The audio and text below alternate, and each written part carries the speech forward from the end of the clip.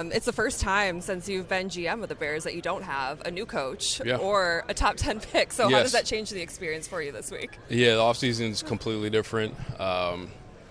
They're always a little stressful trying to put plans together, but not having to search and not having to worry about, a quarterback is a good deal.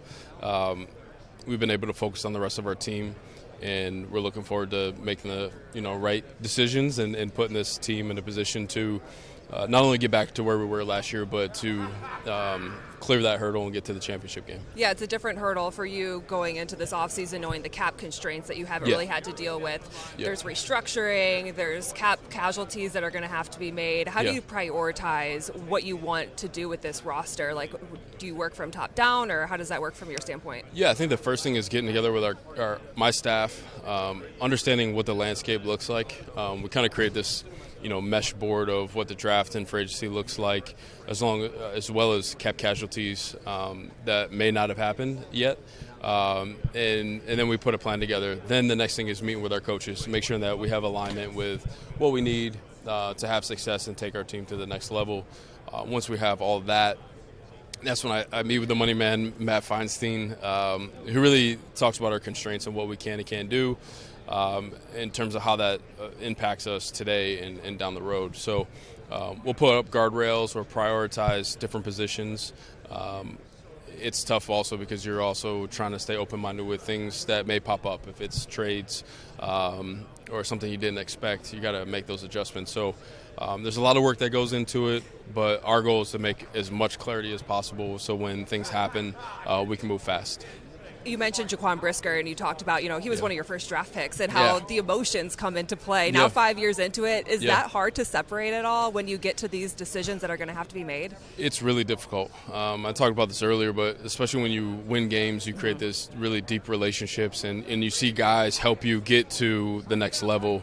So when you have to pick and choose and really try to live in different spaces cap-wise, it can be really difficult, and it's hard to turn the emotional side off of it.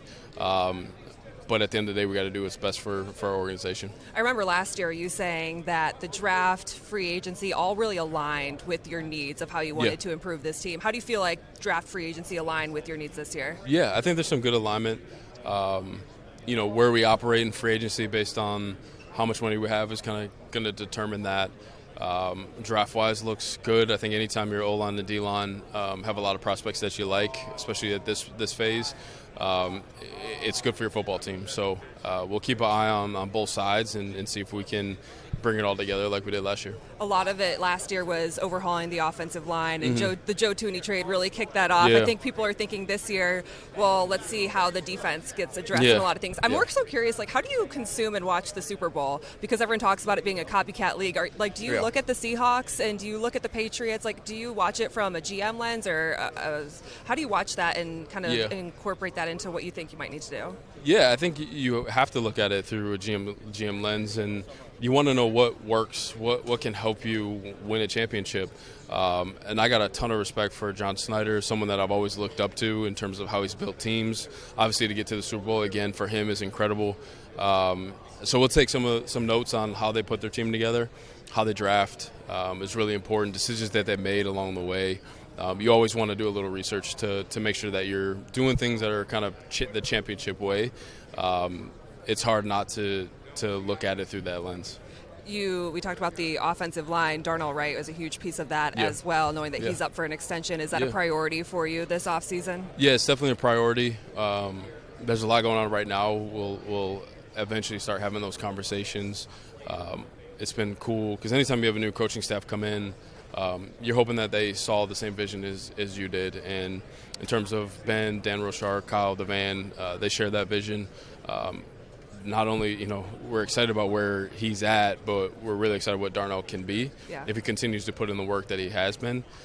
We think he can be, a really talented tackle in this league and help us win championships. Kind of comparing it to having the 25th overall pick, also comparing the fact that, everyone's you hit the head coach. You got the quarterback, and as you mentioned before, you want to see him continue to take the next steps in year 3, year 4 in Ben Johnson's system. How does that change what you want to accomplish and what you want to do? Do you set a window for yourself? Because I think people keep talking about what's the window, and do you try to set that expectation, or do you leave it more wide open? Yeah, I think there's two lenses to look through with that. Obviously, from cap constraints, when you have a quarterback that's on a rookie deal, you do want to accomplish some things in that window because it gets really difficult once you pay the quarterback. But with that said, in terms of putting pressure on ourselves, I think we want to just see progress the next year. Unfortunately, we can't bring the success we had last year to this. It'll be a different team, and we got to continue to work and improve and grow and develop.